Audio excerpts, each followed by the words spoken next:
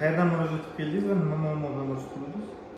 Urgutdan murojaat kelib, jinsiy zaiflik, testosteron pastligi va jinsiy xohish pasayib ketgani sababli shu muammo bilan Ilyosaga murojaat qildi. Bu yerga kelishdan oldin boshqa joylarga ham borib davolanib ko'rganmisiz? O'zimizga ham davolanib ko'rdim. 2-3 joyga bordim. Muolaja paytiga rezultat bo'ldi, keyin yana o'sha ahvolga tushib qoldim. Keyin ko'p rezultat bermadi o'zimizga. Instagram sahifasidan ko'rib, Ilyos akani nimalardan ko'rib kelib, mana ancha rezultat yaxshi oldi.